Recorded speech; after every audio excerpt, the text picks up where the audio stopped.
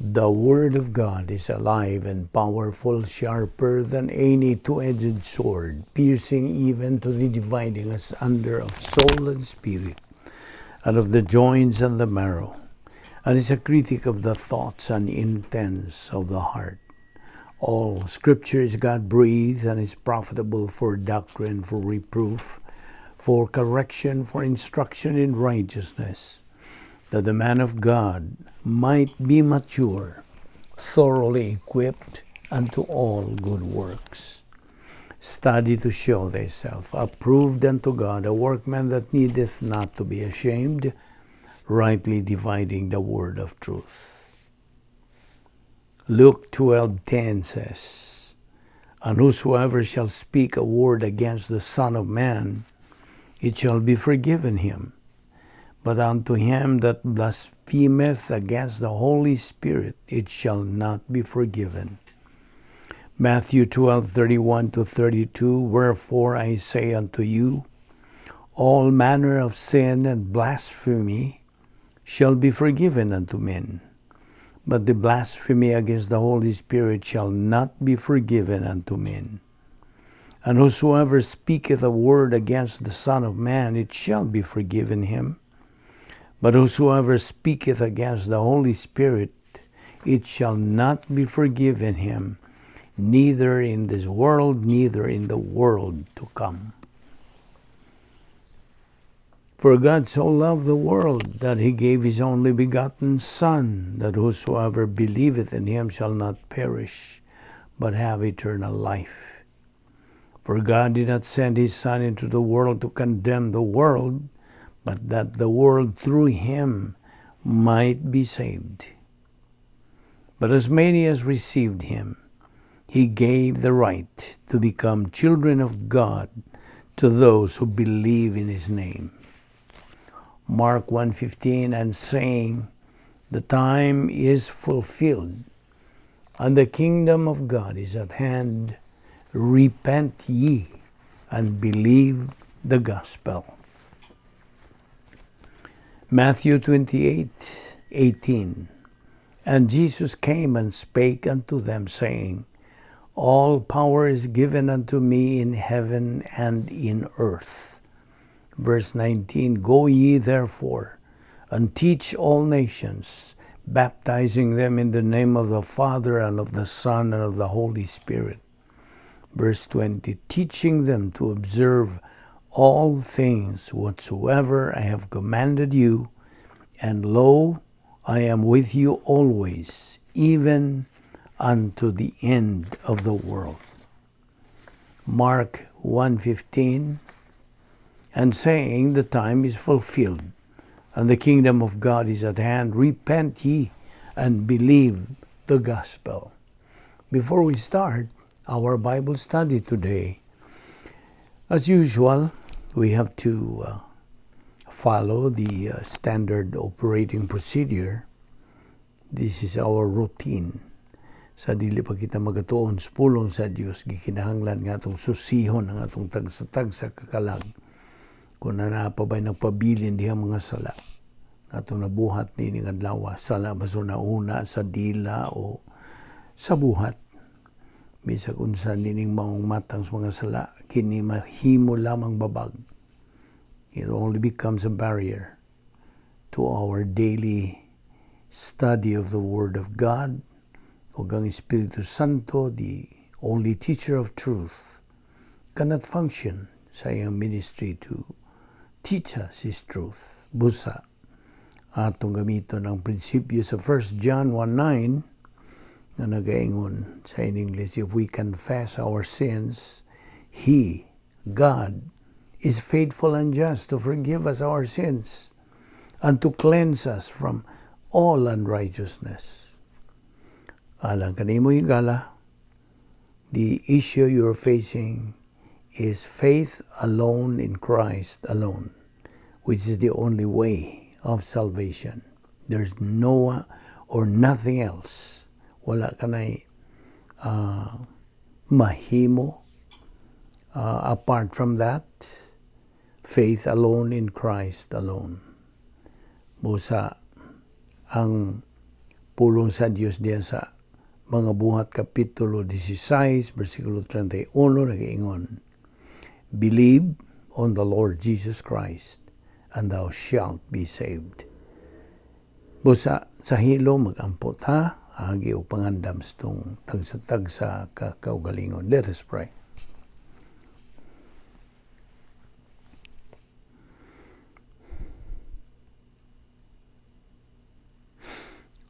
Magampo ta balaan na mga Dios, nagapasalamat kami kanimo nining lano sa mga adlaw nga imong padangat kanamo. Salamat o Dios.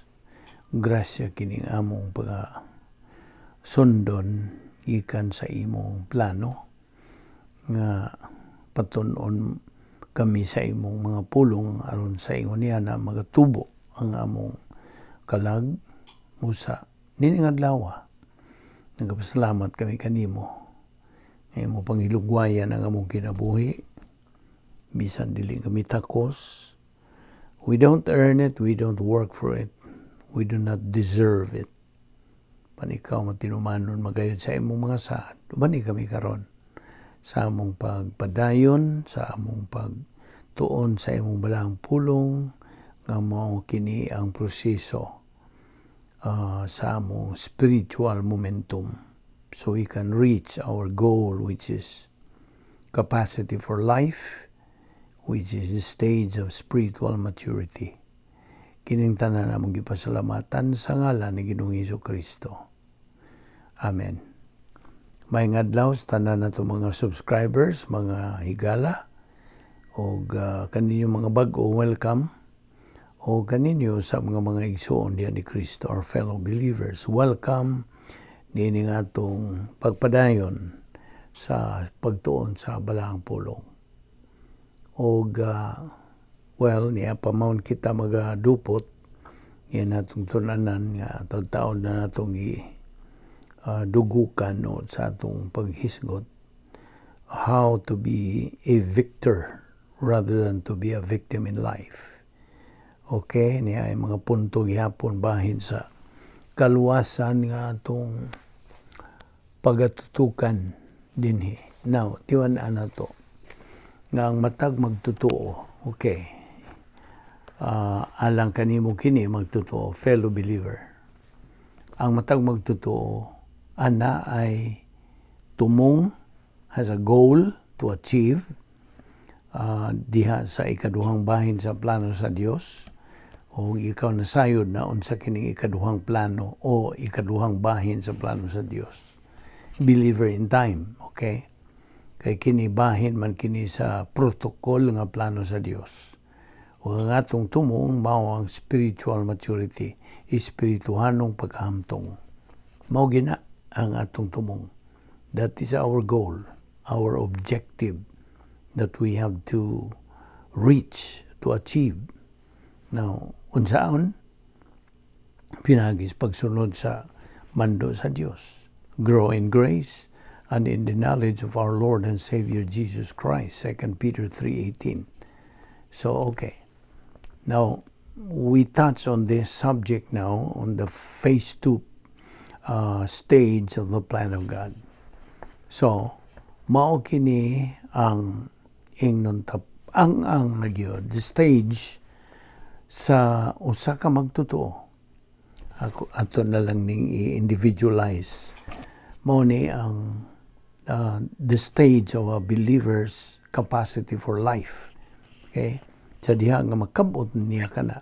Oh, by the way, just a review usab, dunay tulo ka ang the three kanang levels of spiritual growth. Tulo kini ka ang unang pagkabata, baby believer. Ikaduha, ang imong pagkahingkod, adolescent believer. O ang ikatulo, which is our ultimate goal to reach, to achieve, is spiritual maturity. And that is equivalent to capacity for life. Dili lang kay na nakikatako sa pagkinabuhi, na nakikatako sa paghigugma, katako sa pahimulo sa kalipay, nga iya sa Dios, o pagdawat o mga panalangin, blessings. So, kini maong magtutuo nga nagkakabot na niya na has capacity for life, be it in adversity or prosperity. Nakabot ka na ni Apostol Pablo, gani ang super grace status gyud ang iyang nakabot. Kung sa diha nga makabot kinis magtutuo, capacity for life, then that is the very stage nga diin ang kinabuhi becomes fabulous, fantastic, and exciting. Nga no? Tungod kay kanunay naman siyang gigiyahan sa prinsipyo sa Dios diya sa Salmo 1, ngadto sa 3. Unsa man ang Salmo 1:1. Blessed is the man who does not walk in the counsel of the wicked, or stand in the way of sinners, or sit in the seat of mockers. Verse 2, but his delight is in the law of the Lord, and on his law he meditates day and night. Verse 3, he is like a tree planted by streams of water, which yields its fruit in season, and whose leaf does not wither. Whatever he does, prospers.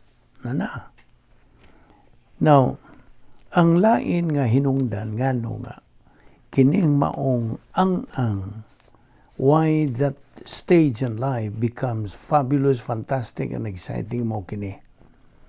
Tungod kay kining maong ang nga nakabot sa maong magtutuo, he now is as good as God is good. Now, wa ko mag-ingon nga he is as good as God, lahi. Sa akong pag-ingon nga, he now is now good as God is good. Nga naman. Nga no? Tubag. Tungod kay, it is in that stage, mao na ng maong ang nga ang maong magtutuo, nahigawas na siya, nakalingkawas na siya sa pagbuhat o mga sala o dautan. You see? He now is free from sin and evil. Ihimplo sa mga sala, na mental attitude sin, na sins of the tongue, sala sa dila o sala nga buhat. You see? So, ato kita ang mga ihimplo nining mental attitude sins like kanang pride, unsa pa, hatred, implacability, unsa pa, vindictiveness, see, og jealousy, envy, unsa pa, guilty feelings, worry, anxiety, self-pity. Ano yung mga ihimplo sa sala sa una-una niya, sala sa dila, na bullying, maligning, criticizing, pagsaway, lying, gossiping, judging, all of these are examples sa sala sa dila. O ang sala sa buhat, sala na yun ang makita, well, ihimplo nini, common kayo mga ihimplo, murder, adultery, drunkenness, o unsa pa, kanang sexual sins. Okay, all of those. Sala sa buhat. So mo kini ang mga ihimplo. He is already free from all these doing sins and evil. Kay siya nagalakaw naman pinagi sa pagtuo. He's walking by faith, walking in truth, walking in the light. Unsa man ning light dinhi? Bible doctrine. Pulong sa Dios.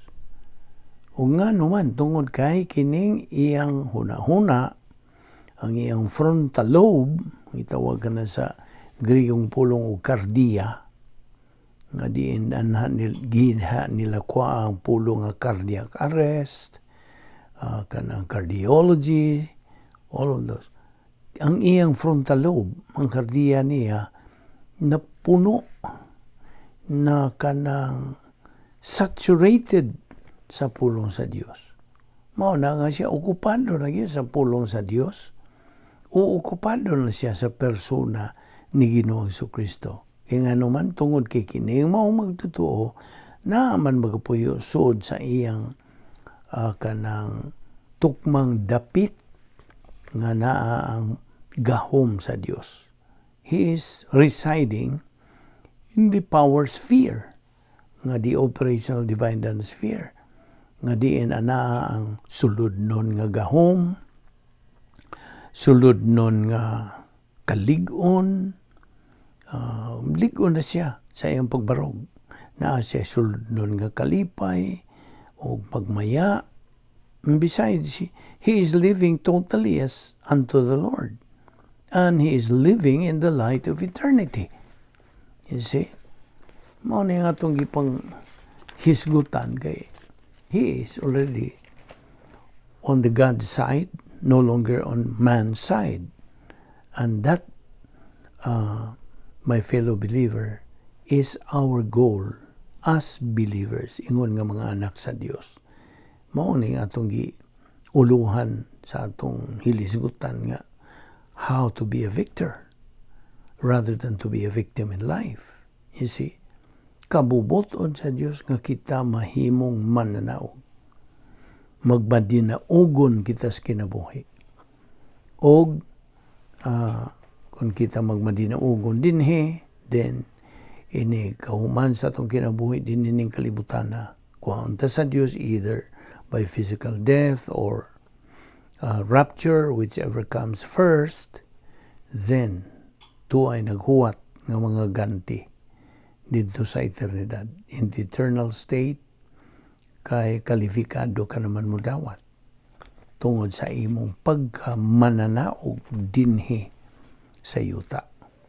Kasabot ka? So mo na nga itong giyatagan ka na og emphasis. Just to remind our fellow believers nga our Christian life is not a joke. God is dead serious to His Word. We are also dead serious in studying God's Word. Huwag makalupig sa kabililhon ni atong gibuhat nga pagtuon sa pulong sa Dios. Nga atong gitunan, taon-taon na, ang mga yawi alang sa kalampusan o pagkamadinaugon sa atong kinabuhi. Kay labot pa, dili man mahimo atong i-aplikar ang mga ang mga lakang gisugyot sa mga secular nga mga libro sama ng popular kayong libro nga How to Win Friends and Influence People. Kini mga human viewpoint ra kana. Tawhanon ra gyud ang mga pangunauna o dili na magsilbi when it comes to the spiritual realm, dili. Wa kana sa pulong sa Dios. Tinawhanon na mao na ang Diyos nagasulti diya sa Isaiah 55:8-9 nga ang iyang hunahuna huwag makalabaw sa iyang hunahuna. Tawhanong hunahuna hindi magsilbi. So may gisulti diya sa Isaiah 55. My thoughts are not your thoughts, neither are my ways your ways, saith the Lord. For as the heavens are higher than the earth, so are my ways higher than your ways, and my thoughts than your thoughts. 1 Corinthians 2:16, ano siya gisulti? Kini atong gitunan, mao ni huna-huna ni Ginoong Jesucristo. Huna-huna ni Ginoong Jesucristo.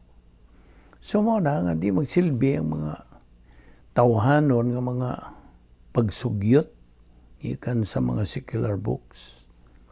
Ang pulong sa Diyos ra gyud, ang Biblia.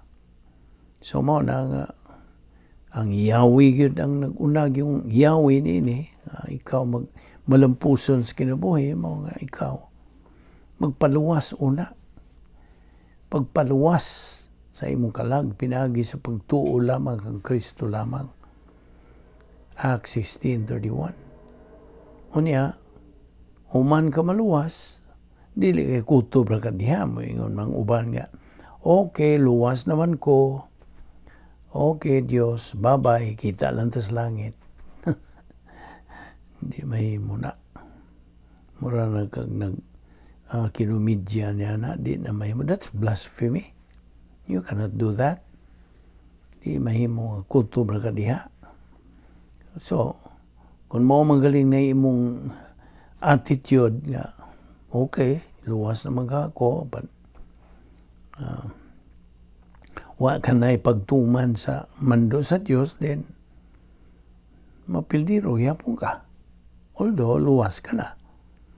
May question sa pagkaluwas. Kaya ang kaluwasan, mahitabo man na kasarag yun. Once and for all. Once saved, always saved. Apan na may mga pundok lagi sa mga relihiyon nga di mo tuon niya na ang maong prinsipyo nga once saved, always saved. Kay kuwang man sila sa pagtuon sa pulong sa Diyos. Wa man sila makatuhog o kanang wa gyud mo tuhop ang lintunganay yun nga buti masabot niya na. Na sud manggod na doktrina sa eternal security. Na kung wa kay pagtuon bahin niya na din mo nang mo conclude ka na lang nga dili na tinuod nga mayon kag human ta maluwas, luwas na ta. Correct. Mao lagi na. That's part of the doctrine of eternal security. God is not an Indian giver. You see. Once saved, always saved. Di man na. Di na matangtang. Di na mabawi sa Diyos. Di na siya Diyos kung iyang bakwiyo na, bawiyo na. You see. Nagkaroon ang kasagaran sa mga tao, mga tarungan, mas lang, murag di ko katuhan na, bisan o magkasadi ay. O na. You see. Kung makadungugan kung parte niya na mo, pahiyom na lang ko. Kay hindi ko gusto magkasaha na po nga. Kung magkasaha di ay ta, luwas lang yapon ta. Correct. Sakto yun na. Besan pag magkasaha ka, luwas ka na. Kay lahi man ang kaluwasan, ang imong pagkaluwas, ug lahi ang imo nang pakigambitay sa Dios. Nakita ba nimo? Ako ning gihatagan og emphasia kay daghan gyud ang wa pag yun makatugkad niya na. Kay tanawa ra gud ang stimulus, pag-agda, pag-auhag sa Dios sa tao nga siya maluwas pinagis pagtuo lamang kang Kristo lamang. Okay? Mao na provision sa Dios. Naragod nang mo dawat nga ang tao o dili sa nakadungog sa mayang balita sa kaluwasan. Hindi kadungog niya. Gihatagan naman siya sa stimulus for him to respond. Nga mo tubag. Unsa may iyang ikatubag. Negatibo o positibo. Narana niya. Nanaibaw naman ta nga kung iyang dawaton sa Ginoo Kristo ngayong manluluwas, luwas na siya. Okay, luwas. That's settled once and for all. Apan, naamampoy gitawag na itong pakigambitay, fellowship with God, lahi man na sa eternal relationship ni mo ni Ginoo Kristo. You see? Ilain man na nato, eternal relationship with Christ is forever. Di na matangtang. It cannot be affected by sin or unsa dihang mga binuhatan sa tao kung sa dili. It's encapsulated. And that is already settled once and for all. Eternally settled. Okay? So ayun ang paghisgot og sala. Kay labot pa ang sala. Dili naman isyu kung bahin na sa kaluwasan. Diba? Ito naman ang tuki. Sin is no longer the issue in sin. In salvation. Salvation has been settled. Apan ang imong fellowship dito sa ubos, ang imong fellowship matangtang every now and then, sa diha nga kita makasala. Klaro? Na sa diha nga kita makasala, bisan luwas na ta, then, unsa ingon na mga anak naman ta sa Dios, unsa naman ta sa Dios kung makasala? Pantunon. Whom God loveth, He chasteneth. As proverbio ka na. So, latuson kita, pantunon ta, aron kita mubalik ngadto sa atong pagigambitay sa Dios. Now you see, this is kanang temporal kining maong fellowship. Apan ang imong kaluwasan is eternal na, permanent na. That is eternal kanang family relationship. Apan dito sa ubos, in the bottom circle, ingno na to, is your fellowship. Na once we sin, immediately we use rebound, 1 John 1:9, aron kita may balik. Grasya gyapon ang paagi sa Dios nga gisangkap ka na to. You see, makita nimo, wa tabiyae sa Dios. Kita nimo ang iyang gugma alang ka na to. Nga may paglubad, walay pagkakunhod, nagapadayon ka na. Okay. Karon kay mga magtutuo naman ta. Di man as believers, ayaw ni kalimti nga ang nature, ang disenyo, ang lihok sa kanang integrity of the soteriological transpansive plan of God. Ingnon lang itong transpansive. Ug ang iyang relasyon ngadto sa Dios nung kinaiya, kini mo function in one way. And in one way only. You see? So, timan ini. Get this. God has provided salvation for the human race in only one way. God designed the plan of salvation. Siya ang nagaplano. Okay? Siya ang nagadisenyo sa planos kaluwasan. To function in one way and in one way only. And that's it. So, mo nag-iingon sa English, let that sink in your mind. Isilsil na kana o aron nga di na nimo makalimtan. Mao na nga kita. Ingon nga mga anak sa Dios. Tutukan gyud nato ang atong goal. Ayaw gyud pagpakawa sa imong focus ngadto ning atong objective.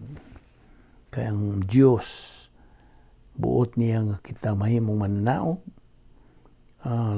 and live the life pleasing to Him. Kay siya nagaandam og unsa kanang ganti niya itong nagasunod sa iyang mga pulong. Now, kita na ibaw naman nga. Gihatagan ta sa Diyos o kabubuton. Unya kini nga itong kabubuton, duha ka bahin kini na negatibo, na po'y positibo. Kung mugamit ta sa negatibong bahin, mayon tag di ko. Dili ko mudawat.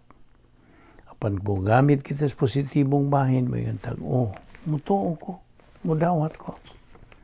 So, mana nga our volition really plays a big part sa atong pagkristohanon. Ay mo gud, maminaw ka, mahimo mo padayon ka sa pagtuon sa pulong sa Dios pinagining atong ministry nga gihatag sa Dios, giandam kini sa Dios kaniadtong pangtanan nga pagsangkap kini to edify an equipping sa lawas ni Ginoong Jesucristo dinhi sa yuta. O kita mga magtotoo are supposed to function as the salt of the earth and the reflector of Christ light. Ato ni padayon ugma, daghan pa kay kitag mga puntong isgutan mo sa magampota. Amahan namong langit nun, nagapasalamat kami kanimo. Nining grasya nga mong ipahimuslan ni adlaw, bani kami sa among pagbuwag-buwag ni adlaw, hindi kay kami sa mga kabilinggan. Dada kami pagbalik dinhi ning among Bible study through the YouTube sa Balbido Evangelistic Ministry. Kining tanan among gipasalamatan sa ngalan ni Ginoong Hesukristo. Amen.